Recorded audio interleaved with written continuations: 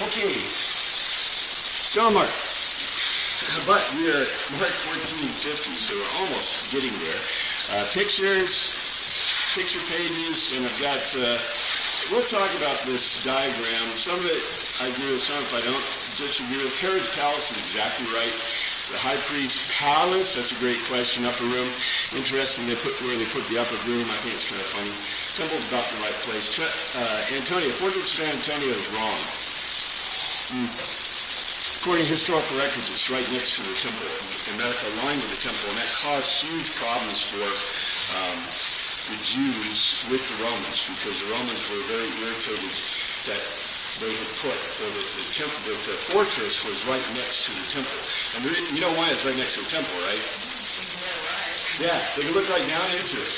In my book, Centurion, I talk about that. They're watching the events take place down in the courts.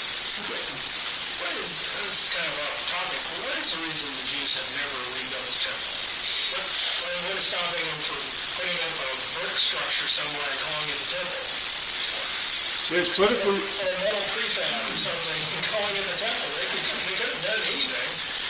There's political reasons and there's theological reasons. The theological reasons are easy to understand.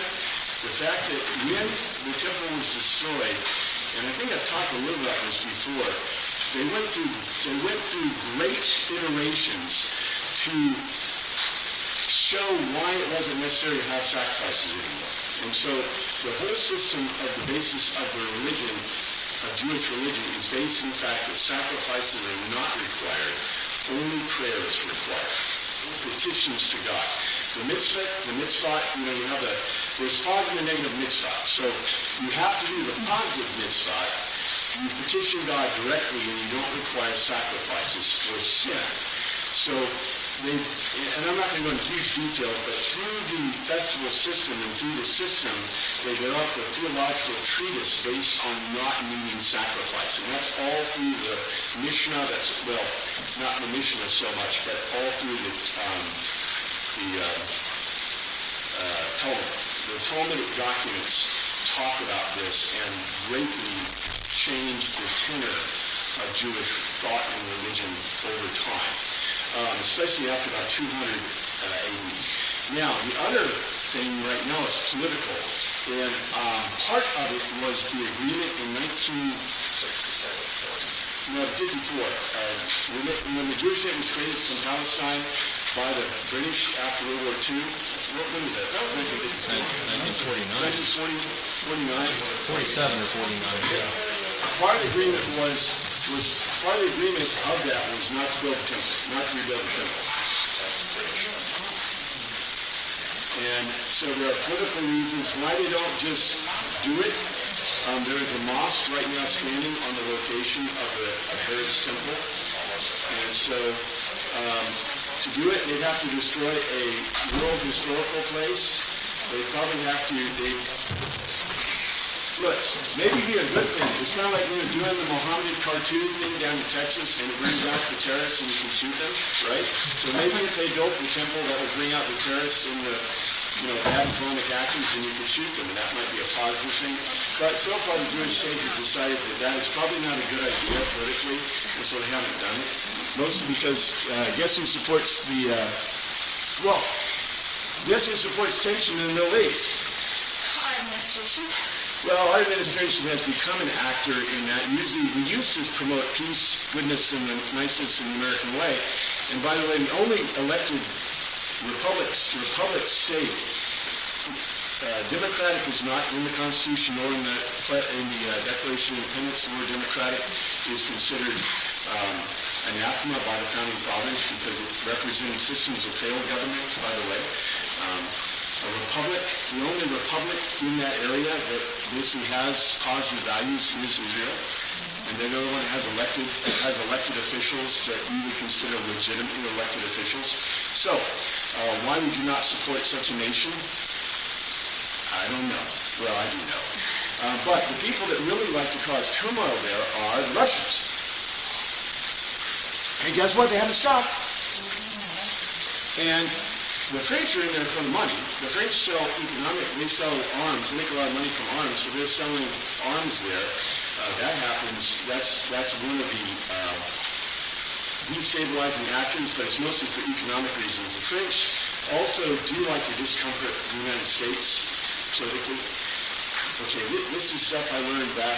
Okay, I've gone to Air War College, I've gone through this stuff, so I guess I'm telling you, this is basic stuff I learned. But, the Russians wanted to destabilize the Middle East for obvious reasons. By the way, what do the Russians have a lot of? Oil. And guess what they would love to do? They want to destabilize the Middle East so that the price of oil that they sell increases, among other reasons. I mean, this is a really good thing. There's another nation that really wants to destabilize that region, and they're called China. The thing about China, though, China doesn't want to destabilize too much. They tend to be an actor on our side because Russia doesn't tend to sell them that much oil, and they want the Middle Eastern oil and other oil resources. So they kind of play an even hand. So anyway, I know this is, look, this stuff is huge. This is just like history, right? History can't be a bumper sticker. Neither is modern politics or, in spite of what you see in the papers, this stuff is really complicated, and there's a lot of bad actors out working the crowd, right? And if you want it, that's a whole other class. I think I've taught a class kind of on this before, but not quite on that subject. So anyway, I am trained in it, so be careful. Anyway, let's go to Mark. Sorry. The words of the day. I love this word. If you ever said there are no jokes in the New Testament, here's a beautiful one.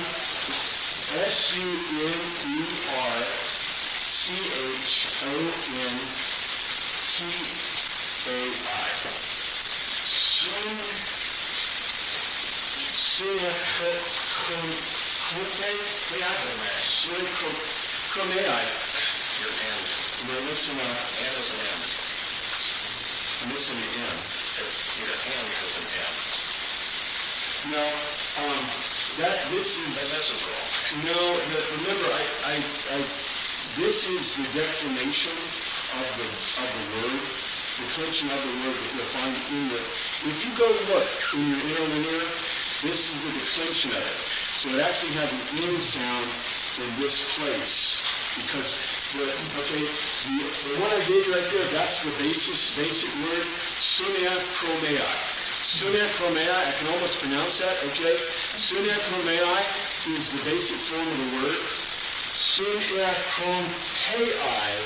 is the form of the word used in the scripture. In other words, it's the noun declension.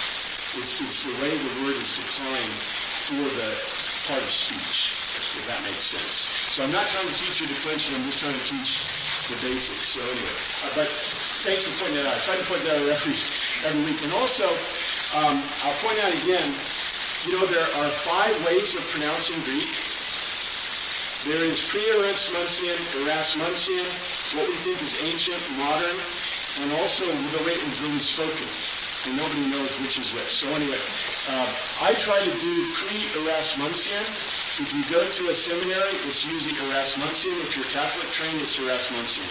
So, and there's a couple extra seats over here, and there's extra seats right here. So anyway, and then also, I don't claim to be a Greek speaker.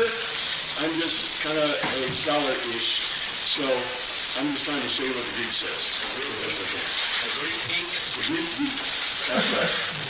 Now, the thing that's funny about this word is, we know what this means, right? This is together. It basically is a preposition, a prefix that denotes a union. So, synagogue, right? There's a bunch. There's over 20 words in Greek that mean coming together, and synagogue is one of them. I'm trying to remember others right in my mind, but they're not right in my head at this moment. The other word means, to come or go. Come or go. However, this word in Greek means to cohabit. Conjugal. In other words, have sex. to live together to have sex. And because of ancient marriage, this means marriage is sex and sex is marriage. Interesting word. We'll see the context of the word in just a moment. But like I said, if you ever hear there are no jokes or funny parts in Mark, well, I think we've seen some good funny parts, right? But if anyone ever tells you that, this word will prove different in its context. This word we had kind of last week, but I want to start there again. N-E-A-N-I-S-K-O-S, Neanistros. And I want to clarify, I was asked this question, and I realized that I had made a slight mistake in explaining it correctly. This word means young, a young person, a young man. Most specifically, it means new. Comes from neonis and neos, meaning new. The word, though, is applied in, and I told you last week, in ancient Athens, and this is true in Sparta and Thebes and Macedonia and other Greek city-states. But what you did is you were born, you were raised, you went into the army, you went into the military. You got out of the military when you're about 30-something years old, usually about 32 years old or so. You defended Athens or Thebes or Sparta until you were 32 years old. After 30, you then went into a profession. You were not considered an adult until you had worked in your profession until you were 40 years old. Now, that doesn't mean that in other Greek cultures or Hellenized cultures, people went into the army. Because if you remember reading my book, the only people who could be Roman legionnaires had to be what? Roman citizens. You have to be a Roman citizen to be a legionnaire. Now, you say, well, why weren't all these guys like Jesus and the disciples and the apostles and all those guys, why weren't they in the army? Well, Well, they weren't Roman citizens, and guess who was running the show? Romans. And number two, the Romans didn't want any standing armies outside of their standing army, which is a really wise thing. Remember I told you last week, those aren't swords, and they're not clubs. They're carrying knives, like little darts, and sticks.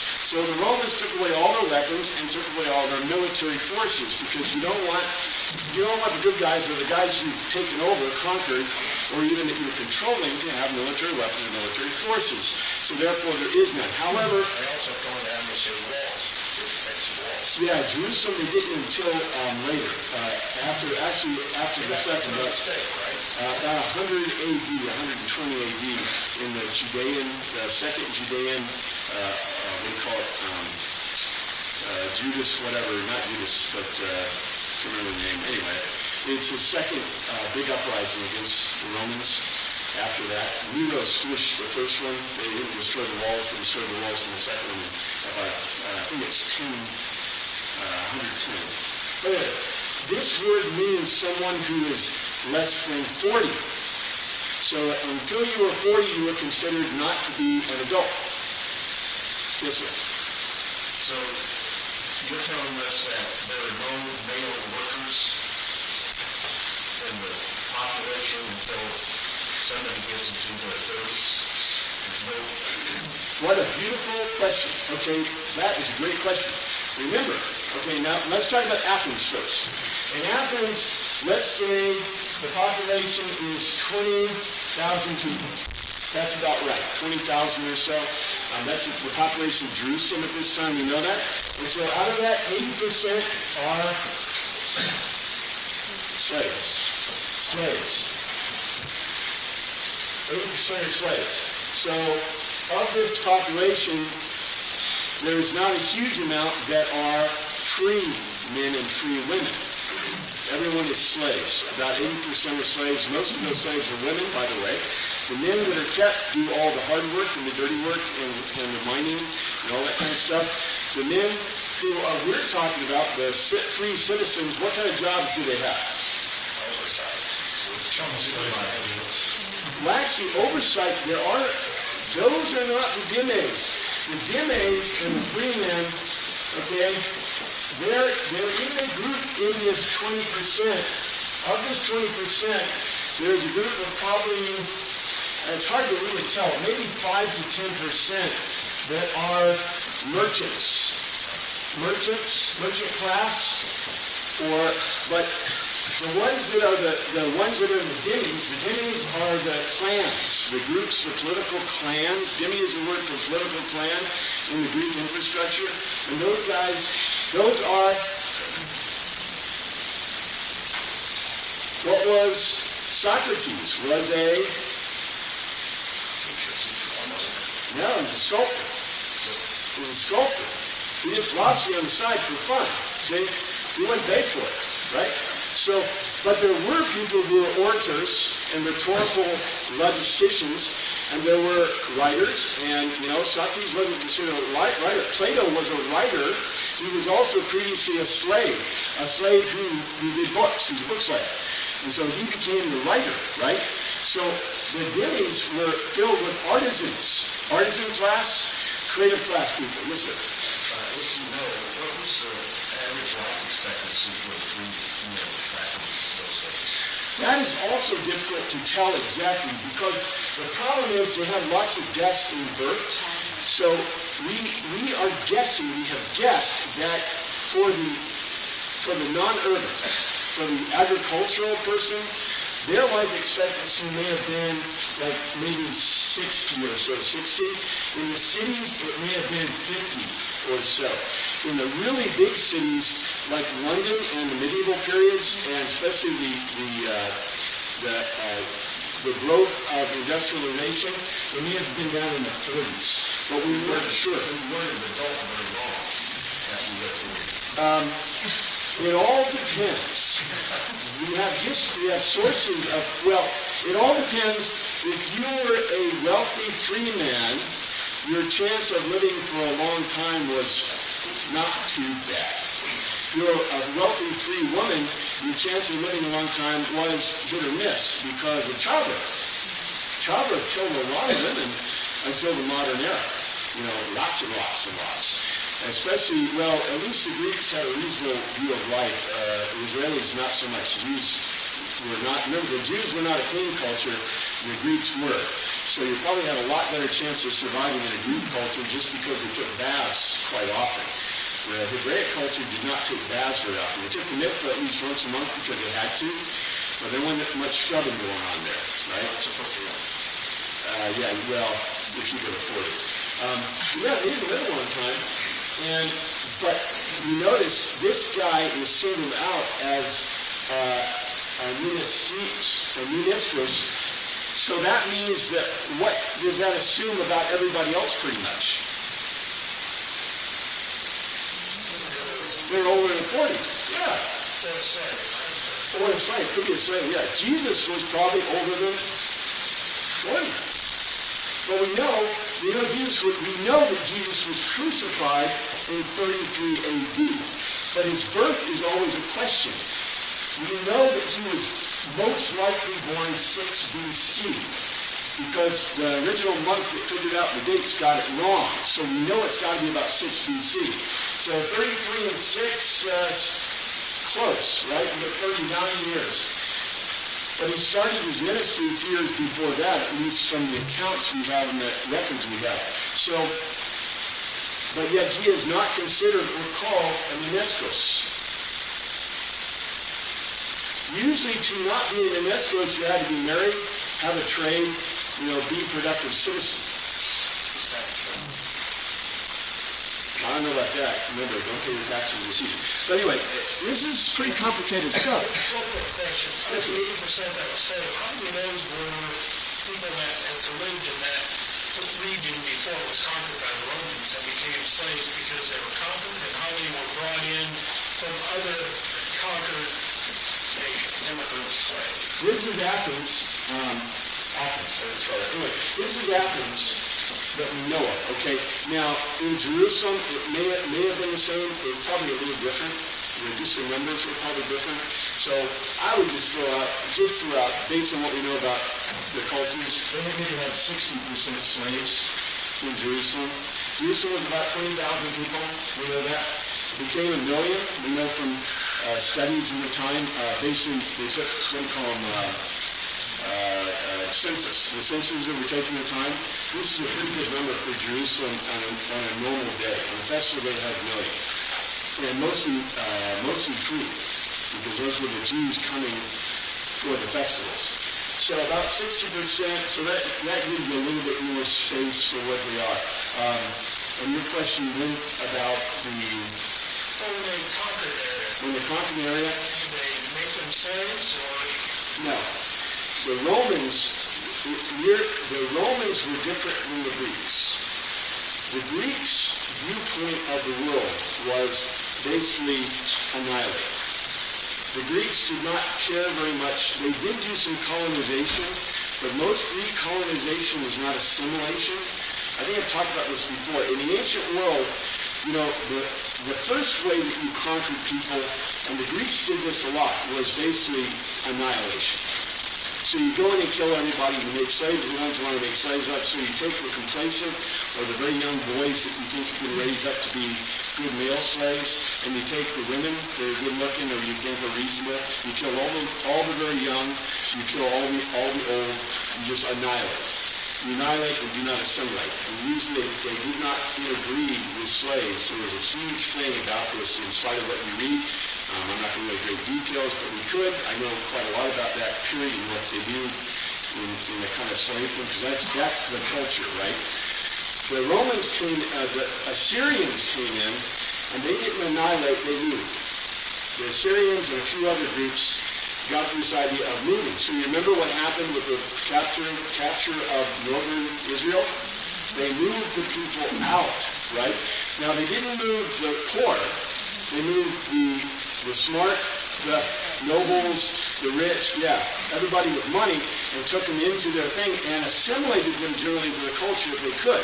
And it worked pretty good for the Assyrians. The Assyrians got wiped out because they basically assimilated too much. And their assimilation, so the Babylonians saw, hey, they did the same thing. The Babylonians basically assimilated, or the Babylonians moved, but the Jews did not assimilate. And that was one of the huge problems that the Babylonians had. Eventually the Babylonians let the Jews go back to their own land, remember? But the guys, when they came back, they found lots of Jews there, right? Because they left all the poor. The only people that went were the wealthy, the nobility, etc. And by the way, the nobility, what did they do to all the boys? They castrated every one of them. So, for example, Daniel was a eunuch, and so was Shadrach, Meshach, and Abednego. They're all eunuchs because they did not want them to produce royalty. And that puts another big twist into the problem of the priesthood and also the royalty of Israel, because they all got taken to Babylon and were castrated, and therefore they could not reproduce children. Very interesting situations here, very deep. Now, the Romans learned from this. They said, well, annihilation isn't really good. You really irritate people, and although you do kill them off, it's still not a very positive thing. They remember you for generations and want to kill you. That's what happened to the Greeks. Did you know that? The minute the Greeks got kind of like weak, what happened to them? The empires, remember they had 3 empires that Alexander took over, and Alexander started doing a little bit of assimilation because he didn't do otherwise. But eventually the people got really irritated, and the Greeks got weak, and that's all she wrote.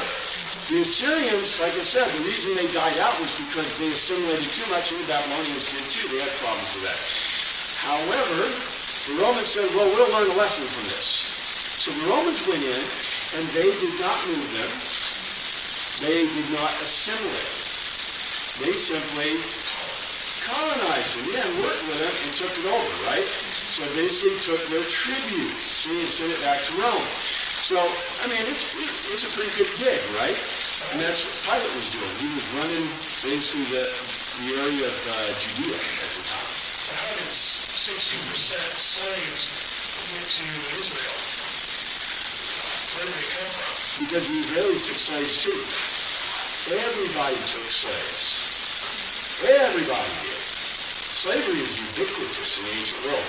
You know, I heard something that said there's, you know, MLK Day, they talk about 340 years of slavery. No, boys and girls. There is, from the beginning of time, there was slavery.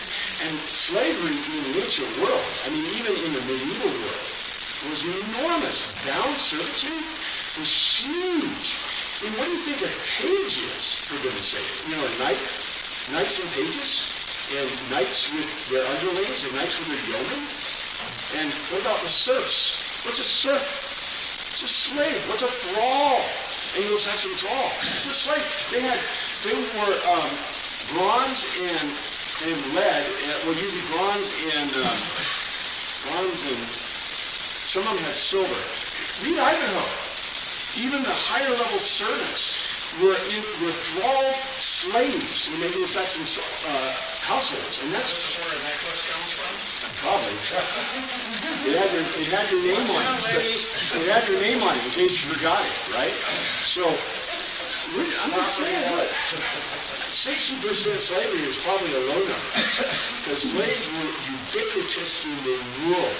And even the slaves that were in the United States, especially bound servitude, until, basically started using blacks as slaves in America, there were more white slaves in America in bound servitude than anything.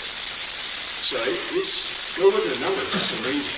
But bound servitude well, that's late stuff, but early stuff is just pure slavery, So you bought, sold, and took.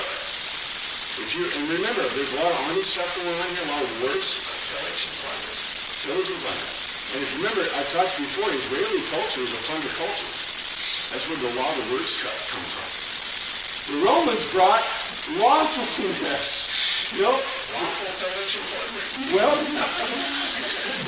look, you've got to give Romans credit. Remember, the Life of Brian, my wife says she doesn't like it because it's pretty sacrilegious, but, in Life of Brian, the thing is, what did the Romans ever bring us? Well, aqueducts, mining, agriculture, right? So the Romans did bring an enormous amount of great things into a culture. And by the way, they were a lot better. Look, would you want to be annihilated and enslaved, or would you rather be assimilated and enslaved, or would you rather kind of go about your business and pay a tribute? Just saying. And by the way, there's only one culture that has gotten rid of slavery. Well, basically Western culture got rid of slavery. Slavery is still promulgated like crazy in Asia and in the Muslim world. And by the way, it's called indentured servitude. And if you go to Bahrain and see who's working in the airports there, or who's working making the food, or who's carrying the bags, right? They don't speak Arabic, they usually speak Filipino, and they speak Thai or Malaysian, languages, Pakistani, Indian, just saying, okay? So, anyway, this is a good subject, but we need to get to the subject again, which is, I'm going to start with 1450. Then everyone deserted. Amphemi literally set forth and ran away. Ran away. So everyone deserted. And then 51. This is a really kind of important and interesting part. A Euniscus, a young man under 40, wearing nothing but a linen garment, was following Jesus when they seized him. There is a lot more than meets the eye in this picture. There's literally the word says he was wearing a sidon. A sidon. So what is a sidon? Remember I told you people don't wear underwear in the ancient world? However, what they did wear was undercloaks. The reason, okay. What do you think the average person wore? Everybody sees it. Not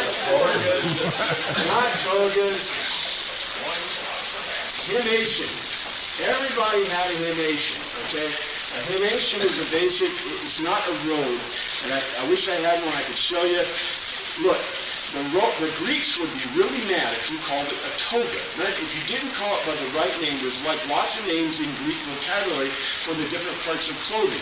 If you called it wrong, they would be upset. It's not a robe, it's a himation. It's your clothing that you wear over your body generally. Over that, you would put an overcloak. An overcloak was called a, I didn't write it down. Anyway, what's that? Anyway, there is an overcloak. It has a specific name for it, and it's used in the New Testament. However, if you were wealthy and it was cold outside, you would also have a sit-on. A sit-on is usually made of linen. That's linen. Linen is, come on ladies, linen's cotton. A cotton fabric or flax or cotton, it's not wool. Okay? Linen can't be wool. It's not scratchy. So it's not scratchy, and it's also pretty thin. And the thing is that he was wearing a sit-on. And so it's kind of bad for them to say that he was wearing nothing but a linen garment. What does that mean, do you think? He was wealthy, and why was he only in a sit-on? He was sleeping. Exactly. What they did is, even if it was cold outside, you take your outer cloak and you put it on the ground, and you take your inner cloak and you take it off. And if you had a sit-on, you wear the sit-on, and you would put it over you. So you have something on the ground, something on your body, and something over you. If you're just some poor sot, all you had was a himation. And so you sleep in the himation, you kind of, wrap it up. But that's not very comfortable, right? Because you wrinkle it and all kind of stuff. So if you're wealthy, you'd have a sit-on. So this guy had a sit-on. That means immediately you know he's wealthy. He's got to have bucks. He's got to have lots of money. He was wearing nothing but a linen garment. So what happened, here's one of the sleepers, right? He's obviously sleeping. He didn't even have time to throw on his himation. Because the last thing, look, remember, clothing is very expensive in the ancient world. So you don't lose your clothing. So this guy, he's jumped up. He was sleeping, obviously, jumps up. He's seeing everything that's happened. Right? He's late to the game. You notice Jesus has already been not arrested. He's being taken away with hands on him. Everybody else is left except this guy. Sleeping Beauty. He's Sleeping Beauty. Yeah, you have a question? Those people in there just kind of disciples just kept dozing off and stuff. But this guy was full on sleeping. He was down for the count. They all were full on sleeping. That's why Jesus, it says literally, Jesus found him asleep. And I told you, I know how Jesus looked. Jesus was this working dude. Bang! He's kicking him. Peter, get up. Get up, Andrew. What are you doing? Can't you see Jesus? I mean, I just can't see Jesus. Wake up. Wake up. We want to wake up. I know this is really important. Oh, we're coming. That's not Jesus. Jesus. Oh, the movie, yeah, that's the movie. The movie Jesus, with the long hair, that's always calm, right? And the fine beard, right? I mean, yeah, that's Jesus. And blonde. He's got to be blonde haired, blue eyed, right? That's Jesus. Makeup. Anyway, so, and he's got a watch. He's got to have a watch on too. But look, so all of them were sleeping. Like what you do at 2 in the morning. What's wrong with this? Well, Jesus told them to stay awake, but they didn't. So this guy's up. He's late to the game. He's getting up. He is wealthy. He's got to be wealthy. And he was following Jesus when they seized him. Let me see. I have some other notes. There's some other notes. All right. Why mention this guy?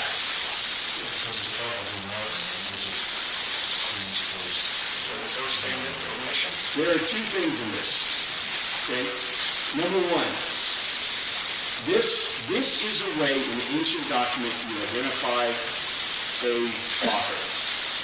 In the Greek world, it was considered felonious. It was considered heinous to mention the author in text. A lot of Greek and ancient texts do not even say who it was written by.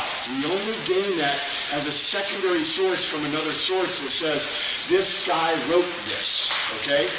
In the ancient world, it was considered nefarious for you to identify the author. Now, you know where that comes from. I don't want to go into huge detail, but it comes from the view of ancient writing. The worldview of ancient writing, before the Greeks invented the idea of the scientific method and the historical legal method, so they're writing on historical stuff, what was the purpose of writing? They had really two purposes. Finance, keep track of sacrifices in finance, initially sacrifices, because literally the king of Egypt sent 7 swine to the temple at Luxor. And the priest said, well, I didn't get my 7 swine. And the king would be like, So what he did is he sent a record, right? And have them sign it. Yes, I got 7 swine. And that solved the problem. So that was a great idea for the priests, right? And the king, because that way he made sure his religious stuff was going. But the rest of the world said, hey, this is a pretty good idea. Let's do this, right? So when I sold you something, here's a receipt, right? And I know, and you can't come back and say, hey, you cheated me, right? See? So, yeah, this is the way the world worked. First was financial. But then people got this great idea, hey, I can write down stuff that might be important. For example, the Egyptians wrote down stuff that was important for the dead dudes, right? Because when you're dead, you might not, well, who knows, but you might not remember all that stuff you're supposed to remember. So I'm going to help you. So we'll give you the Book of the Dead. We'll put it in your coffin. We'll put it in your, with your money. And that way, when you're there, you can check it out, right? So important in the Egyptian culture was for recording of religious documents. And by the way, someone said this would be cool for poetry. And also, then you get the Hebraic documents, which record a revelation, right? They were revealing something, but they're religious documents. And then the Greeks had this great idea about 500 BC. Why don't we write, instead of the history of the gods, let's write about the history of man. And so when they started writing about the history of man, before, was it important to know who the author was? No. When you're writing a history of man, a general history, is it important to know who the author is? No. The author's not important. What's important are the events, right? And then when they started writing the scientific method stuff down, what was important? Not the scientist, right? But the conclusion, what we found. So the same is true of logic. In logic, the important thing is the conclusion, not who found it, right? And that's why even in Jewish topics, it's really interesting. You do find in Talmudic sources, they actually talk about the person who had the argument, who presented the argument. Very interesting. Talmudic sources moving toward legal historical method. But in any case, the Greeks did not write down. In antiquity, you don't find assertion to authorship. Okay? In Luke, we do find some assertion to authorship, but in general, you don't. Herodotus did write a preface to his histories, and that was attributed to him. However, one of the ways you do it is you put yourself into the document. However, there's a lot about this point. This is a telos. This is a telos. Remember, we're all looking for the telos, right? The telos for this, what do you think the telos is on this thing? What does the running away of the young dude mean for a telos? Fulfillment of Scripture? What's that? Fulfillment of Scripture? Well, you can say that I'm just talking about pure Greek. Even a Greek guy who doesn't understand the Scripture, okay? What is the conclusion? Number one, he says it in 50. They all ran away. So number one, they all ran away. They didn't get to tell us. Number two, they all failed him. The third one is they all, well, look what it says in 52. He fled naked, leaving his garment behind. In other words, they were reaching for him because he was late to the game, and they pulled off his garment. Okay, in the Greek culture, that's not a big deal. He's Mickey. But in Hebraic culture, that's huge. In other words, the telos of this is, they all failed Jesus, they all ran away. What happened to their dignity? It's gone. It's all gone. In the Greek worldview, this is like beautiful. It's telling us, he's telling us this is the end of that section. And the author is telling us, literally, the telos is represented by a young man running away naked because everything has been stripped from him. So the disciples, literally, everything has been stripped from him. You know, Greeks write concretely. This is a beautiful conclusion in the Greek.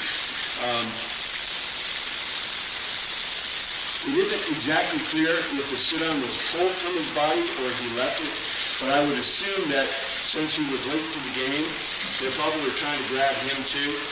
But like I said, they all fled, and we talked about that and why they're all gone. They're just screaming and hollering and running down the road. So this was his flank shirt, more or less. it was his So it's a sleeping coat. his undergarment. They did not have underwear, but it was his undergarment that would go under. It was linen, his flax or cotton. Probably it was flax, but it could have been cotton garment that went under his summation. So, like I said, Greeks are very specific about that. And don't try to order the wrong thing when you're ancient Greek because, it could be very embarrassing. In 53, listen to what it says. They apego.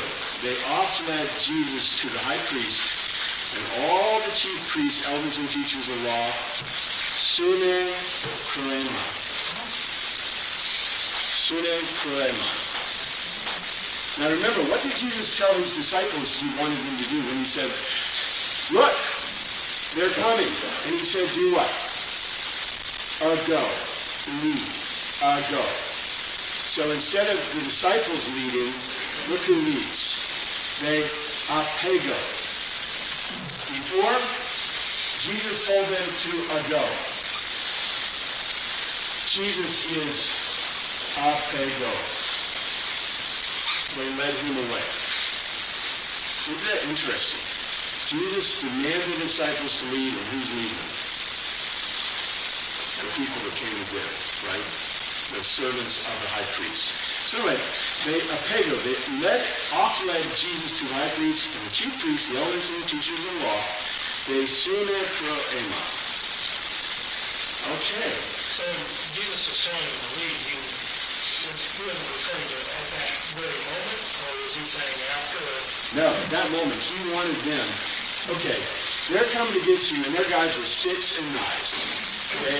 All they would have had to do, now, who knows what would have happened in the world, but all they had to do was stand up in front of Jesus and say, you're not touching me. Right? These guys, remember, I told you that the terms used about Simon Peter are military terms. I mean, he seems like an older dude, right? And Jesus talks in military terms. It's called optio, et cetera, et cetera.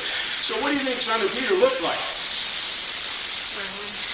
He was probably as dumb as, he was probably looked as dumb as he was in some ways, right? The guy probably looked like a brick.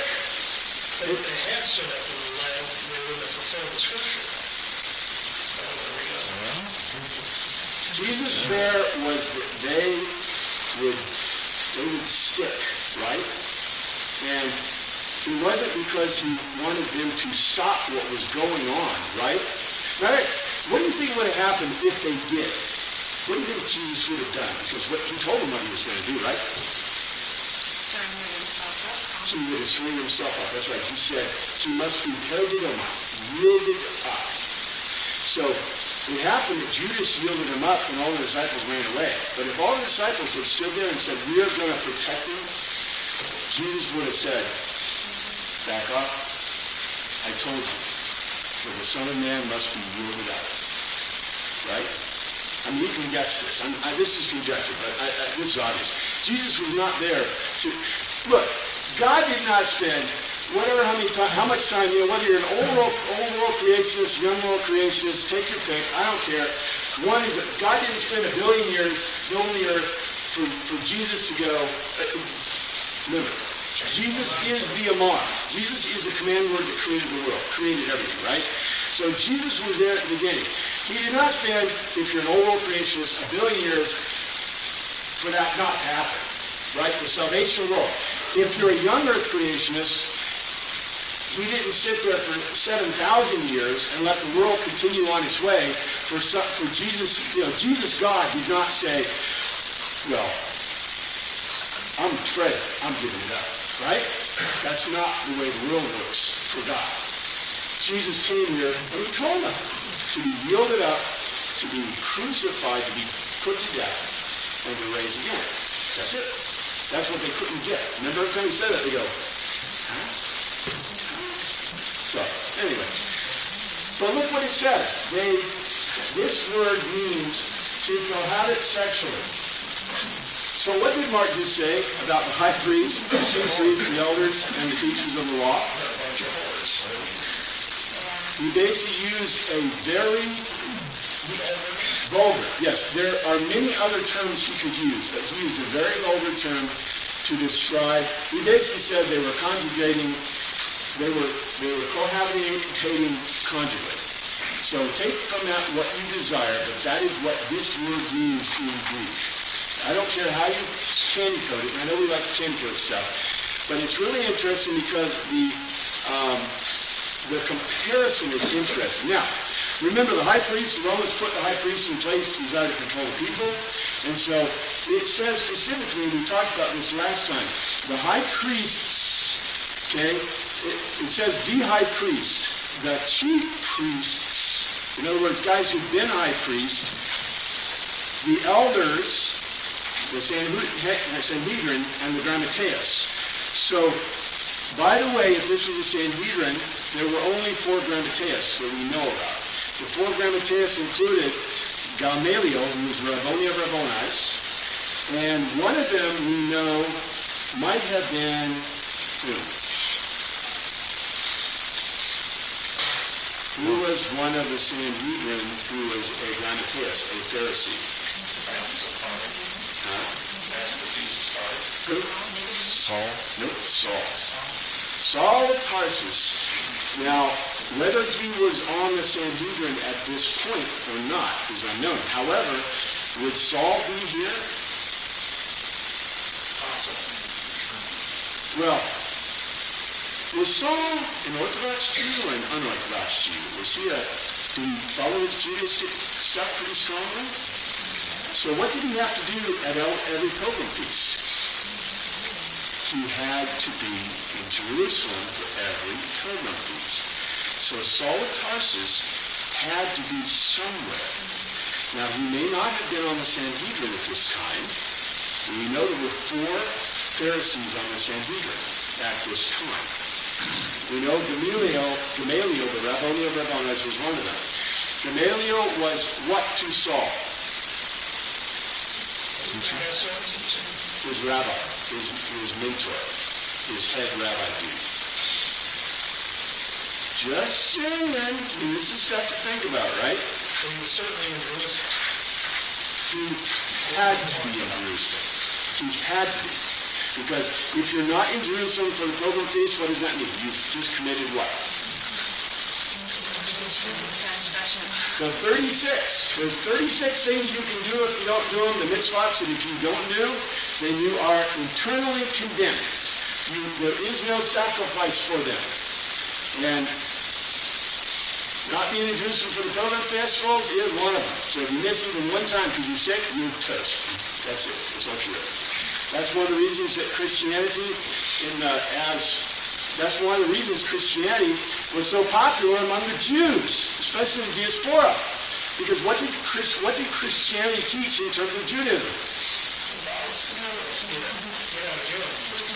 The law was fulfilled through Jesus Christ, and therefore you did not require sacrifice for the big 36. And you, for the intentional sin that everybody knew that you committed, See, there is no sacrifice for intentional sin.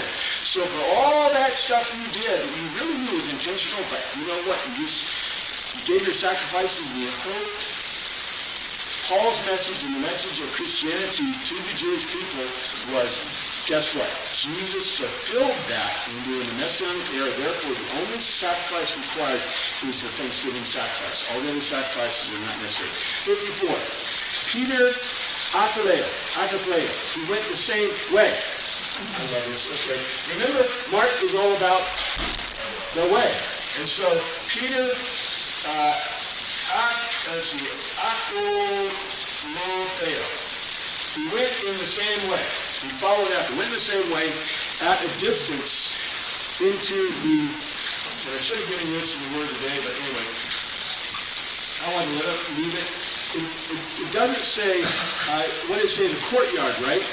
And ula is an open area in front of a house. There are other words that I could use in Greek that mean an enclosed, but I will give you this is probably a walled area. Most likely a walled area in front of the house. In the picture it says the high priest's palace. Okay. It may have been a palace. Look, I just know that it was a Greek house, and the Greek house it looks like this. There's a gynecium usually in the back of the real floor. There's a kitchen usually in the front like this. There's rooms for sleeping, usually second floor rooms. There's also rooms for other stuff. I could go into more details, but the houses, Greek houses all look similar to one another. Jewish houses very similar. So it could have been kind of palatial for the times, but who knows. Really palatial type places have fountains in them and stuff like that. But there was a courtyard with probably an opening here. A lot of that was for the protection of the house and also places where people would join, etc. But it says, in the courtyard, in the open area in front of the house of the high priest. There he, and the word is, okay, compared to this word, the word is Sukhathemai. This is the same as soon. So he was literally, the word means he sat in company with. He sat together with. Okay, you notice Mark said that they cohabited, the elders and chief priests cohabited sexually. The word he uses for Peter is another word in Greek which means to come together in a group. But he uses a word that he sat in company with. And it's not guards. It's pupateros. Pupateros are subordinates. So this is really interesting. He warmed himself by the fire. So the comparison of this is in the Greek. Mark says that these guys are conjugating sexually where Peter is sitting with the under subordinates, okay? And it's important that these are not guards, these are subordinates. What's a subordinate of a high priest? Slaves? Not slaves. Not slaves.